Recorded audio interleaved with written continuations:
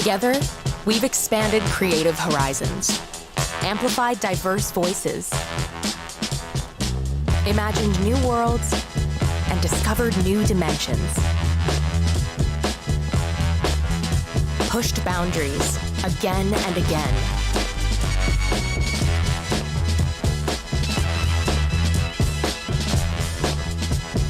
And we're only getting started. Thank you, creators. We can't wait to see what you make next.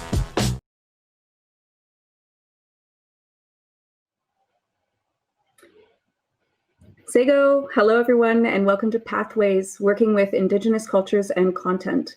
Thank you so much to MEGAMIGS and CMF for their support in making this event today possible. A reminder to everyone watching that this is a live discussion and we will be taking questions from the audience at the very end of our roundtable. So please type your questions in as we go, and we'll do our best to address as many of them as possible during our time today. Before we begin, I'd like to just take the time to do a land acknowledgement. Right now, I'm on Takaranto, or Toronto, which is the traditional treaty territory of the Anishinaabe, Haudenosaunee, Huron-Wendat, and the Mississaugas of the Credit. We at ImagineNATIVE acknowledge the Dish with One Spoon Covenant, a treaty whose spirit is based in collective stewardship and reciprocity. We take the spirit of this covenant to the core of our operations as we bring our artists and audiences from many nations across the globe together for our various initiatives and activities. Please take a moment to think of the land you currently reside upon, wherever you may be, and acknowledge those who went before as well as those yet to come. Thank you. My name is Melissa Johns. I'm Kanien'kehá:ka Wahkia:kw, or Mohawk Turtle Clan, and French Canadian. I'm the digital and interactive lead at ImagineNATIVE, as well as an interdisciplinary artist and educator specializing in VR, digital painting, and video installation. I'm very excited to be moderating Pathways and to be sharing this space with my fellow panelists, Asha Veeraswamy, Kite, aka Suzanne Kite, and Maize Longboat. I'd like to go around the panel now and just have everyone introduce themselves and their backgrounds and their practices, starting with Asha. My name is Asha Veeraswamy. I'm a creative technologist and entrepreneur and a new media artist focusing in VR, XR, and AR. And I'm very excited to be part of this panel discussion with everyone here today. Next, I'd like to ask Kite. Suzanne Kite Amachiapi. My name is Suzanne Kite. I'm an Oglala Lakota artist, academic, I guess new media person, and I am a PhD candidate at Concordia University, and I live currently in Tulsa, Oklahoma, which is Muscogee Creek Nation, and so happy to be here. Thank you. And can I hear from Maize now? Sego Zewagwego. My name is Maize Longboat. I am also Kanien'kehá:ka from Six Nations of the Grand River, and I currently reside in Tiohtià:ke, aka Montreal. I am a Indigenous game designer, and I also work in digital media from Indigenous perspective, as well as the Skins Workshops Associate Director with Aboriginal Territories in Cyberspace and the Initiative for Indigenous Futures based at Concordia University. Thank you, Maize, and thank you, everybody. I'm so excited to have this talk today. So I'd like to give some context for our discussion. ImagineNATIVE has created this document called the OnScreen Protocols and Pathways document in partnership with the Indigenous Screen Office. This document was inspired by Indigenous artists, leaders, and community members who've persevered in the screen industry for decades and who've cleared the paths that have brought us to this point in time. It's a forward-thinking framework that's intended to share best practices for working with Indigenous content, concepts, and communities in a mutually beneficial and positive way. It's available for free in English and in French as a PDF on ImagineNATIVE.org. This is a living document, and it's intended to be added to in future and adapted to adjacent screen industries, which is one of the reasons we're discussing it here at MEGAMIGS today. So to start off with our questions, our guests today, all of you enact Indigenous ethics through your nation's worldview. How do you incorporate Indigenous ethics and protocols into your work, whether it's a framework or a methodology for new media and video games? And I think I'd like to hear from Maize. Sure. So I haven't made a lot of games, but I've made one really cool game as part of my master's research called Terra Nova. And that game was set in the far distant future, and it's a two-player cooperative game where players play as, I guess, an indigenous coded character named Terra and a settler coded character named Nova. And it follows their two respective stories that start out as separate but eventually intertwine. Um, and so I guess to answer your question, um, I very much drew inspiration from my own experience as someone who is Mohawk on one side of my family, but also settler Canadian on the other. And it was a way to kind of interrogate and trouble through that mixed identity. That's beautiful. I think, you know, if anybody would like to just jump in, I think we can have more of a free-flowing discussion with these. Yeah, so I would like to add a little bit of context to the 4 principles that the OnScreen Protocols and Pathways brings up to those who may not have read it yet. The 4 main principles that it introduces is, first of all, the idea of respect, right? What does respect mean in terms of the people, the land, the community, and the culture? The second principle is that of responsibility, right? Often when authoring a work, you have this idea of individual responsibility, but when working with Indigenous communities, it's important to think of what is your community responsibility. Point 3 is consent, right? Do you have the consent from the correct authorities when working with these this culture and these stories? And 4 is reciprocity, which is how are you giving back, right, in a tangible way. And so just to summarize briefly, these principles, while designed for being on screen, hold true across all mediums, whether that's new media or game design.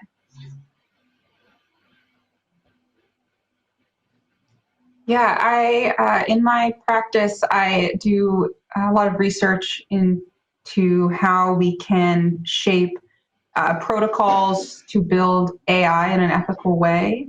So the way that I've approached this is published in the Indigenous Protocols and Artificial Intelligence position paper, which is available online through, I think, indigenousai.net. And this, in that I outline kind of a model of confluences where if asking how do we build anything ethically, and in the center I place AI, or anything. You could put a film, you could put an artwork, you could put a collaboration, and imagining that as a confluence of protocols where there's all these streams that come together to create one whole. And then that one, so these streams can be governance, can be raw materials, can be a physical device, can be relationships, can be distribution, all of those use. And then if you zoom in on one of those protocol streams, you can see that first you need to do consultation. I mean, it's just another way of conceptualizing these protocols that must be done. How are you going to compensate people? How are you going to work with people in a good way? And all the way down to if you're making a physical, anything, a death cycle, how does something end? How is something welcomed? So that's how I think about it in my practice. And I think that it's, super important to, if you want to make something good, and you want to make something ethical, a good way is how we say it in Lakota, how am I going to make something a good way? The only way it's possible is if the whole is in a good way. And we're still working to do that. Sometimes it feels nearly impossible, but it is totally possible. I love that. Like, I really love sort of the holistic approach that is essentially being applied to design and to workflows. And I mean, for everything from like a very high level, nothing about us without us, to really getting in there and like determining each protocol as like a fluid framework or like a flow chart of have I done this correctly and have I done this ethically. So when it comes to this original document that I have, the OnScreen Protocols and Pathways, it's been geared largely towards film because that was the area that really needed to be addressed at the time, but it stresses its fluidity as a living document. And here we are at the Montreal International Game Summit talking about a document that was meant for film. So how do you guys feel that these protocols can be translated as a framework for new media and games and just new industrial applications? I mean, I'll start by saying I feel like they're absolutely translatable. You know, when we're talking about film and television, I mean, these are storytelling mediums, and the same can be said too for, you know, video games and other types of digital media. So yeah, I mean, Melissa, you mentioned like at a high level, it is kind of come down to that, like nothing without us, but with that's right, nothing without it, nothing. Oh my god, um, nothing about us without us. Excuse me. So yeah, I really believe that, you know, when we're making games that involve Indigenous culture, that involve Indigenous stories, we're way past the point of not involving the specific Indigenous communities that um, you know, hold that culture and hold those stories.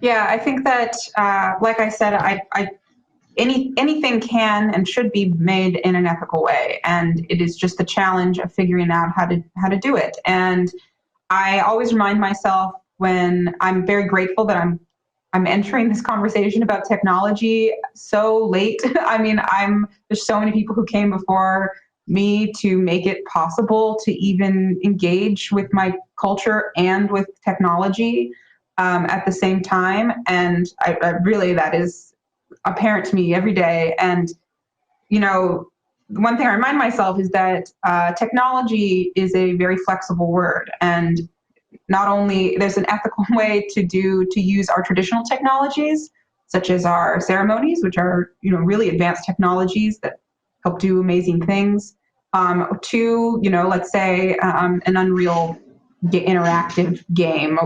My partner Devin Romberg and I just finished a sculpture for that was presented at IZEA, and it was it's an interactive sculpture based on another machine learning sculpture. And I was reminded all through that, which I consider an ethical failure, because we're like, okay, can we make a machine learning sculpture in using this path in an ethical way? And the answer was no. We cannot source our machines in a good way. We have no idea how to source our parts, but we could do a couple things in a good way. We could consult with my elders in a good way. We could translate the idea for the sculpture came from one of my grandfather's dreams, but he said, you should make art about this. So I said, thank you, and I will. And, you know, citation is also learn a lot about crediting people and responsibility through that. And so I think that applying these ideas of protocol and of doing, I think there's so much that we can learn from using new technologies, cutting edge technologies, and trying, and it's a practice, you know, figuring out how to do it. And I think that I feel that people outside of our immediate Indigenous circles are starting to listen and be really excited that you can take ethics and go out. You don't have to appropriate to do something Indigenous. You could the Lakota seem to my family all about inviting people in, bringing people, showing people how to do things in a good way. You're invited to learn how to make good relationships with people. I mean, yeah, that's what's open. That's what's an open book is the act of the protocol itself. I love that. Asha. So I think what you're really asking here is, how do you translate this, right? And I think to stress the importance is that this is a living document, and likewise, documents that are living can change according to time, right? And that's done in kind of an iterative cycle. You create experiences, you design them, you create them, you test them, like Suzanne did with her experiment, the machine learning sculpture, and then you determine, is this aligned with my values and with the values of the community that I'm working with, or are they not? And if they're not, then it's time to, you know, reiterate in this creative design process. That's a really great way. Like, I mean, we talk about design as being iterative because it should be. But I don't know if we necessarily talk about ethics enough as being iterative. And so I really like that for food for thought.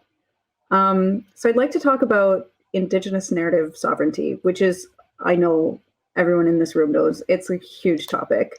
And for those watching who might be unfamiliar with this, Indigenous narrative sovereignty, put very plainly, is Indigenous control over our own stories. So much damage has historically done by inaccurate and stereotyped depictions of our nations and cultures, all the way back to 1922, the first documentary ever by Robert Flaherty, a settler, depicted the Inuit as like primitive and helpless and like cute and kind of stupid. Making Indigenous screen-based media is way more than just making a unique cultural product. It's part of the process of cultural revitalization for us. And this isn't like a past problem. I know I'm bringing up, one of the first instances of it. It's very current. And to kind of bring an anecdotal story into this, I recently received a request from a game studio that had an IP that borrowed really heavily from just took and grabbed from different Indigenous cultures and spiritualities. And they were kind of seeking an Indigenous stamp of approval. And then when they didn't get it, they made sure to let me know that they had no legal obligation on their part. And I quote, direct quote, "I want to work with Native Americans, even if I don't have to make our projects look good for SJW people." So legality isn't really the point here, and neither is the cultural brownie points. The mindset is just so toxic from the outset. And so I'd like to take this broader context and then, my more personal, how dare you, how could you, into a more constructive point of conversation with our panelists. So if you were going to work with an external partner who wasn't Indigenous, what would you need for a respectful partnership, and what would that collaboration look like? I think for me, I would want to see not only an invitation to join and participate in the process, and maybe in just one aspect, but be involved from the beginning and throughout the development of a new project. So the fact that this person in your example came to you at the end of after all of these decisions had been made to get your stamp of approval, I think is just so opposite of what we're trying to say and what is trying to be said in that Protocols and Pathways document, is that this is a circular relationship. This is a reciprocal relationship, and it is a relationship. It's a give and take. So it's alarming for me to hear that story, though I'm not surprised. But unfortunately, Indigenous people, other marginalized people, Black folks, etc. These stories and their knowledges are appropriated so often. So I think we need to really think about how that appropriation turns into something more than just a take, but also a give too. So providing more opportunities for Black and Indigenous game devs to really take on a substantial role in these projects, because power matters. Money matters too. It definitely does in terms of resources. Kite, do you have anything to add? Yeah, I think I have the privilege, very much privilege, as an artist who's kind of more in fine art world, to be very solo a lot of the time, and be very I can be very picky about my full collaborations. But that's not to say that every time I do anything with an institution or a body of people that have more power than me, I'm not doing some level of collaborative give and take, where I have to ask myself, are they taking more than they're giving? Do I need to be protective? Who's manipulating who? And it's very complex. So one thing I was thinking about, and this example is so I've said no so many times, and and it's still very difficult to say no because I'm, sometimes I need to pay my bills too. And I'll never forget somebody asked me if I would write the music for an opera about Sitting Bull. And it was a terrible, terrible idea. It was so racist and non-consultative. And it was like, I was very young, and it was the first time I was able to practice my no. Not even my no, but like my no, you have a problem. You like this. You are all very. I didn't even know how to express it at the time, but it's a relationship. And thinking about this, I think about how you have to ask yourself in those situations: do I have the energy to teach this person? Do I have? Is it reciprocal enough that I can be paid for my labor to teach as well as do? Is it? Kim Tallbear talks about like bad settlers as being bad family members sometimes, where sometimes we still have to deal and live with our family, but sometimes they're abusive and hurtful. And I think about that often in terms of dealing with situations where people are unwilling to recognize their racism. And the other place I go to sometimes is thinking about when I think about appropriation and denial. I mean, the example you gave was so clear, clearly horrific, but sometimes people are like, I'm just using this feather headdress as, an honoring. And the way I go with that is it's so tacky. It's like it's just so tacky. Like, that's what it is to me. I think about how when I see people at music festivals with headdresses, it's just a big hat. And when you have like a stupid character, it's a big hat that says, I am a racist idiot. And that's tacky. So that's when I see, sometimes I can laugh it off, and sometimes it crosses the line. Yeah, it's honestly a very difficult line to walk, especially when there's a power dynamic involved, or as you said, you're young and you're looking for opportunities, or you're our age even, and you need to pay bills. And you're definitely absolutely correct when you said that a lot of the onus for the education on these topics falls on the wrong shoulders. And that's actually, I'm happy that we're having this dialogue with an audience who most likely the vast majority are non-Indigenous. It's because the fact that they're taking the time to educate themselves on this now hopefully means that when they go to hire, or when they go to think of a new IP, we can hopefully avoid some of these devastating pitfalls. Asha, how do you feel? Yeah, so one methodology that I've found success in using when it comes to business and when it comes to project creation and collaboration with others is the Raze Framework, which it determines from the very beginning, right? Who is responsible for the production of this project? Who is accountable for making decisions on this project? Who should be consulted? And lastly, who should be informed?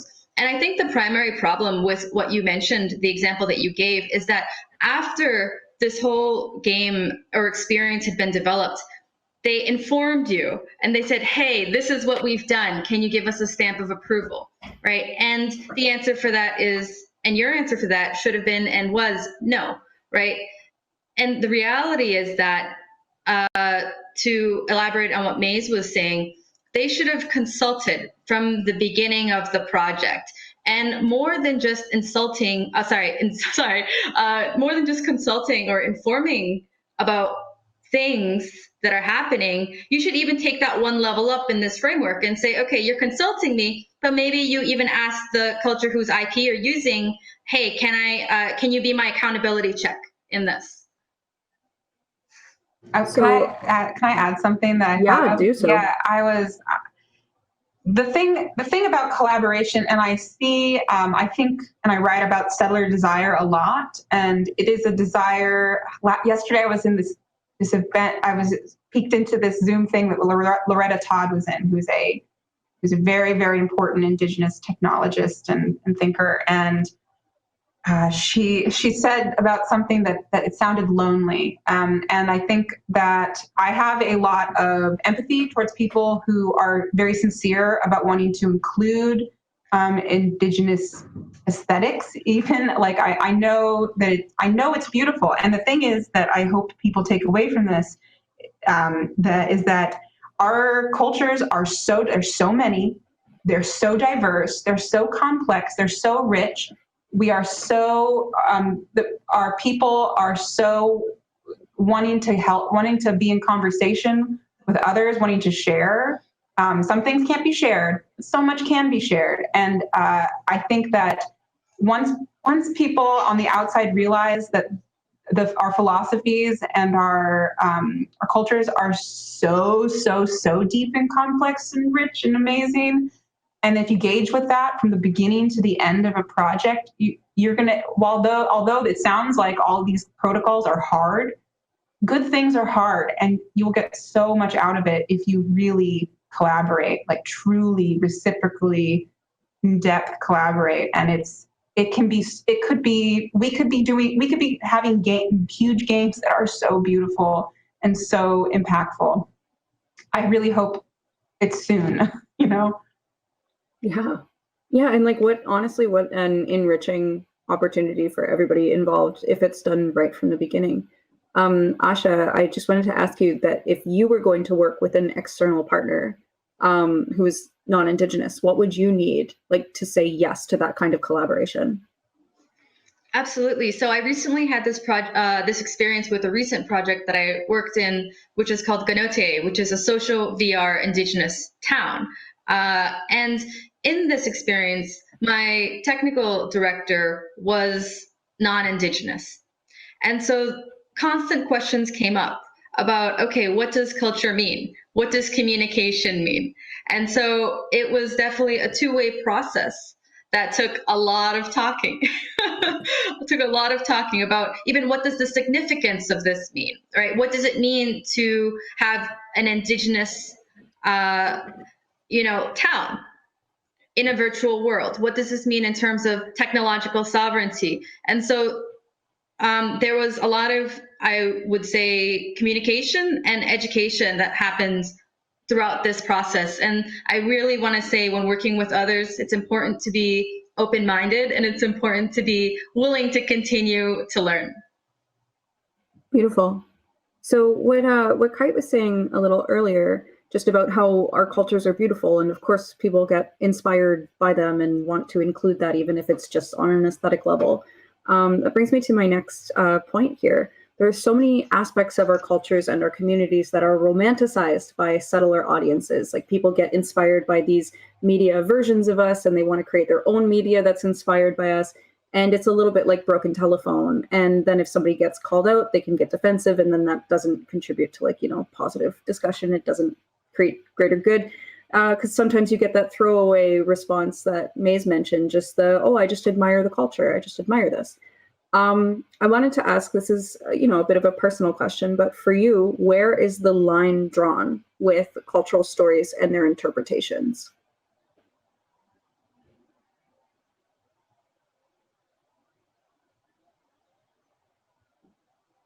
I think, Oh, go ahead. Yeah, so I can contribute to this. So I would say that the line is drawn, Suzanne, to something very similar of what you were saying earlier, right? The question is really about intent.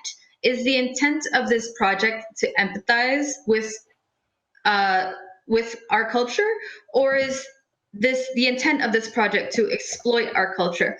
And I think for me personally, that is where the line was drawn. Right. The reality is that people have freedom of speech. People are going to write the stories that they are going to want to write. However, other people have the ability to control what gets produced, right, from a studio perspective. And then from an audience perspective, we also have the control to determine whether or not a piece, whether it's a game or a story, stays in market as a success or doesn't. Right. And we can determine that with our attention spans and with our wallets. So that's definitely, my feedback on that. Okay. I was actually going to say that Maize is very qualified to answer this, having done skins.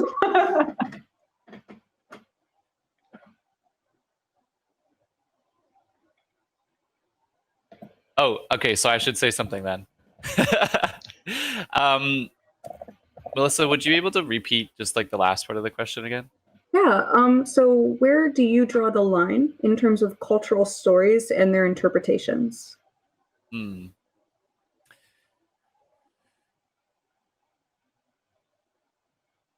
I don't know if there's a clean-cut answer for that because it's so case by case, like based. You know, one community's understanding of what is sacred and shouldn't be shared with the broader public, you know, is going to differ from community to community.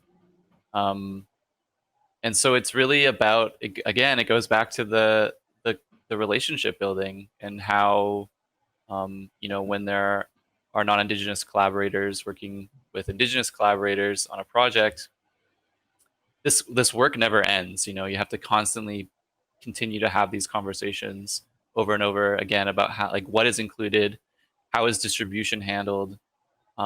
It's really, really vitally important because you know, you want to hope that the people you work with on these projects will want to work with you again. That's just the kind of the fact of this kind of creative production industry that we're kind of all involved in different capacities. So the line is constantly moving back and forth, and it's not clear because it's going to depend. It's going to come down to each individual relationship within a project. So.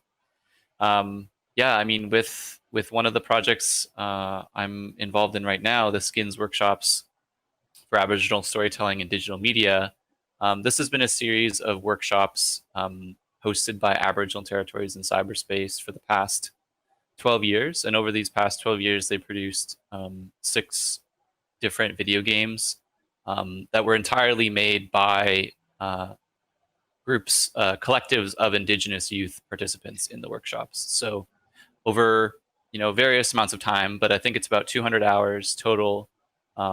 These cohorts, you know, wrote a story, designed mechanics, and built the game from scratch. These games from scratch, and you know, during that process, you know, we always have community consultations and constant conversations about, you know, what do we want to include in this game, because oftentimes it includes many aspects of the community's cultures. So I would encourage people to go check those out if they're interested in like seeing what an Indigenous developed game looks like, because these are like all-time first-time developers. And so like if first-time developers can do it, what's the excuse for like AAA studios to like not invest some time and energy and money to bring people onto these projects that are about them, you know, and determine what that line is for that specific project and that specific community. Thank you. Yeah, that's, I mean, the engagement with elders in that process is like so special and important, and gives those projects like depth and meaning and grounding. Yeah, they're really awesome, and you can play them all. They're so fun. I was, you know, I think about how, when I think about romanticization or crossing the line with collaboration, I think about how there's different spheres of conversation, and sometimes people invite themselves into a sphere that they're not welcome in, like, or sometimes we confuse a free-for-all of information we forget that there's a history for the idea that anything can be taken, anything can be used. It's this like postmodernist chaos of like, everything can be art, like this is just, you know, for fun. But, you know, I think about in my own practice how when I make art, I have to ask myself, like, if I'm showing pain, or I'm showing my community's pain or my family's pain, like, where do I, sometimes sometimes I feel like I want to share, and sometimes it's not safe, you know? Yeah, and there's a lot of really good examples of that in terms of, I think about documentaries such as there's so many documentaries where when they're done by Indigenous people, it's just different. You know, you can, there's a Ina which is Adam Khalil and Zach Khalil, where there's a scene in there, which is the most powerful scene, where they go and there's a man who's an alcoholic. And it, in some capacities, you could say like, oh, it crosses the line. It shows too much of the depth of pain in the community. But at the same time, it's done in the right way. It's like Indigenous. It's like the most Indigenous way you can do it. And then it feels, really genuine and important. But when you just steal our outfits and our intellectual property and put them on a character, it's tacky. I don't know. So there are a few words that I think everyone in this panel is very familiar with. Maybe not as many people in the audience, but I think they're important to talk about. So these words are decolonize and indigenize. And I wanted to ask everybody in my panel today, what do these words mean to you in terms of your field? And what do you feel the differences between decolonize and indigenize? What do you think, Asha? To me, decolonization really seems to be almost an act of deconstruction, right? A deconstruction of current, let's just say, colonialist policies and mindsets that are currently in existence. Whereas indigenization seems to be more of a reconstructive process of what does it mean to create this art piece in context of, my community, or what does it mean to say one word one way versus another way.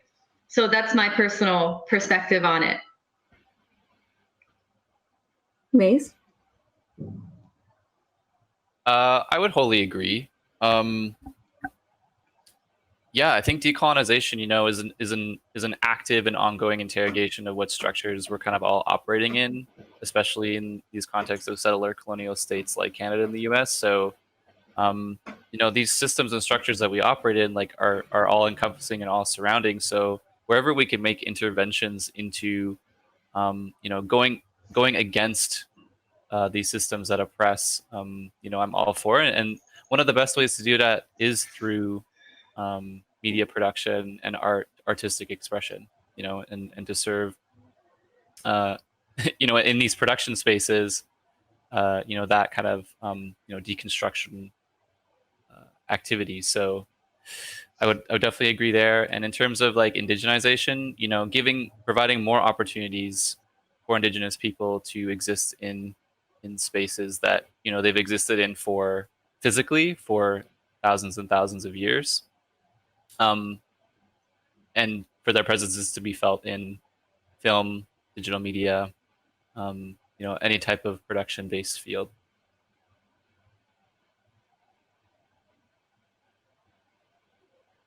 Yeah, I mean, I don't engage with those words actively because I tend to work with a lot of Native people. So in that way, I find other ways, I find other words to access critique. But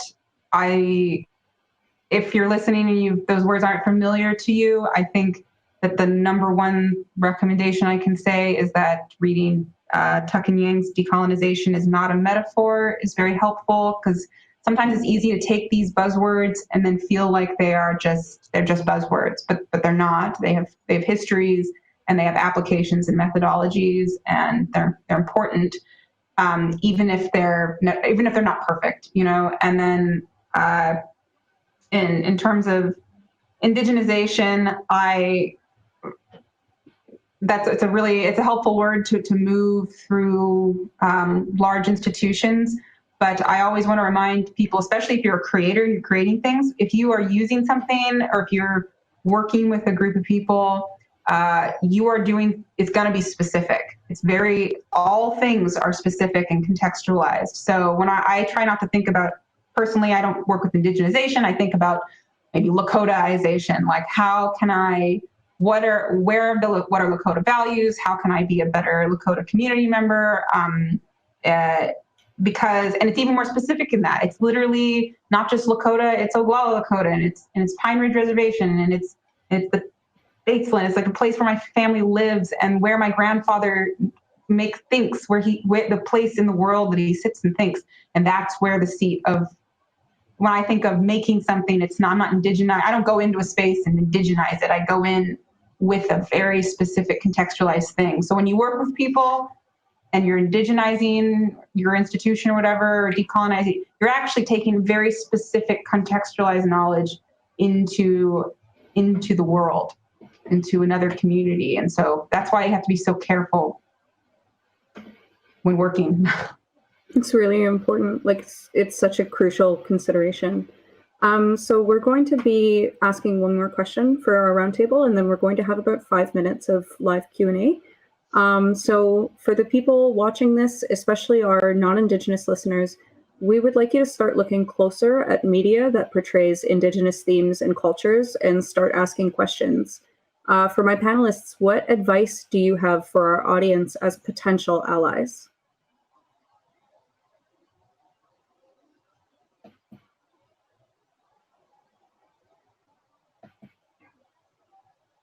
Okay. I don't know. That's such a hard question. I know it's hard. I'm sorry. It's important. Yeah. I don't know. I think that just being respectful is just number one. Being respectful, allowing yourself to take no for an answer. Not putting your personal gain or profit or interest first. Educating oneself. I mean, yeah, and I guess being brave in that same capacity, like you have to be brave to be able to reach out and potentially have a community saying no thank you to you. But yeah, it's important. We want our stories told, but we want it to happen in a good way.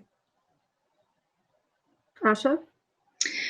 Yeah, so I would like to share just a brief message for those who are Indigenous in the audience. If you're Indigenous in the audience, I want to say you deserve to be here and keep going, right? For those of you who are non-Indigenous and you're asking, how can I be a better ally? Think about the current reality, right? In this current reality, the reality is that some people will be heard, some people will be hired, and some people will be paid more than your colleagues, right? Or their colleagues. And so I think some important things to start thinking about when becoming an ally is, number one, start having the conversation, right? This is a scary conversation to have. And there's a really great book I would recommend, which is called So You Want to Talk About Race. And this is a really great starting point for having these conversations. The second point is to create protocols that focus not just on equality, but on equity, right?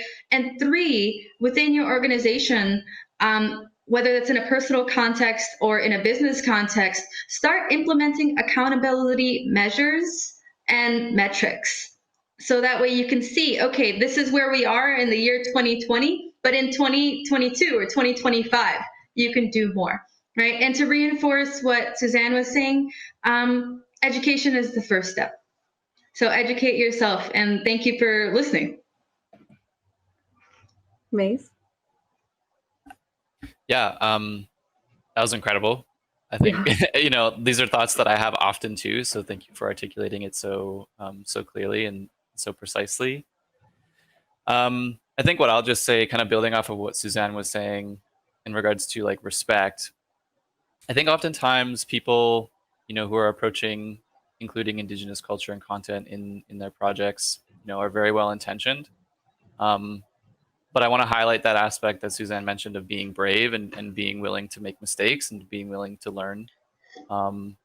Too often I find that people I encounter who are interested in this stuff don't want to step out of the paralysis they feel when they acknowledge that they don't know enough or that they don't understand clearly enough. So we're out here, we're resources, we have limits, but at the same time, like, we want to have these conversations with people. And yeah, I think that's all I have to say about that. It's beautiful. Thank you. So with that, I think we're going to take a couple of questions from the live Q&A. So we have one from Sarah Zingaretti who says, I'm fascinated by Indigenous culture. What would be the correct approach, in your opinion, to avoid cultural appropriation? I think it is a mistake that can be made even in good faith. Would anybody like to take that one? I'd say that if you, I teach a class right now, and I'm helping guide my students to make creative projects that are dealing with Indigenous ideas, and I'm specifically Indigenous feminism, and make things. And currently, if you don't have the budget, first of all, if you have a budget, you need to pay people from the beginning to the end. You need to pay somebody, be in conversations, start those conversations. But if you're thinking about cultural appropriation, don't take anything that's not yours. If you have a question about it, it's probably not okay to take. But there is something in saying, taking frameworks for things and seeing how you can apply your own cultural, whatever it is, what you own, and thinking about how to do it in a place that, we don't want to be honored by feathers. We want to be honored by relationships with the non-human. This is, that's the kind of framework we want taken and understood and meditated upon. That's fantastic. I'm also reminded of a quote that's specifically from the OnScreen Pathways and Protocols. And it just says, why tell a story about a residential school from a survivor's perspective when your own family probably has its own version of that story that you can explore deeply and which should be explored? Another question we have is from Mike Parks, who says, are the speakers involved with or know of a platform where Indigenous creators, I'm Métis, for example, can network and possibly collaborate in the video game industry? And that's a super awesome question. I think we're definitely going to turn Maize over to that one. But I'm just going to really quickly add in that you should Google Indigenous game devs, because that's where you'll find a bunch of us on Discord. It's funny that you say that, Melissa, because that's what I was going to recommend people do. Yes. Yeah, there's an awesome resource out there. It's a website called Indigenous Game Developers. It's run and maintained by Indigenous game developers, and it's kind of a really great hub for people to have their games noted if they are Indigenous developers, get their name out there, and a bit of a platform to raise up the good work that they do. And then also it's the kind of public-facing hub for another Discord community that welcomes Indigenous folks in, Indigenous creatives, called Indigenous Game Devs. So if you're interested in getting on that channel, I'd recommend reaching out through the web contact portal on Indigenous Game Developers. IndigenousGameDevs.com. Beautiful. And that also covers, actually, that website, Indigenous Game Developers, will also help direct you to see the work of some really incredible Indigenous creators, because we've gotten a couple of questions asking, where can we find this? Where can we find Indigenous games? Where can we find Indigenous works? And that is a great place to start. So our last question by Emile Velad. What can we answer to someone who would want to add a Caucasian character wearing an Indigenous outfit, who says they don't see a problem there and it's giving visibility to minorities? That's tacky and stupid. What's the reason? Why? Visibility? We don't need visibility. We need equity. We need power. We need cash. We don't need something that's tacky. Yeah, honestly, I don't think I could have said that better, Kite. Just, we don't need visibility. It's not something we need. We're not looking for exposure. We're looking for an equal seat at the table, truly. So thank you so much, everybody, for the questions, by the way. And I'd like to just take the time to say thank you so much again to our partners, MEGAMIGS and CMF. Thank you so much to Asha Veeraswamy, Suzanne Kite, aka Kite, and Maize Longboat for your time and expertise today. And lastly, thank you so much to all of the audience members who are watching right now. This can be a really challenging subject to discuss, and the fact that you're here is a step in the right direction for a shared future in new media and video games, and one that we all deserve. So please remember to check out the on-screen Pathways and Protocols document at ImagineNATIVE.org if you'd like any further reading on the topics we've covered today. And thank you so much again for contributing to this living dialogue. This is not the first time we have discussed this, and this will not be the last. So Nyangwa, which means thank you very much, and Onengi, goodbye. Bye, everybody, and thank you.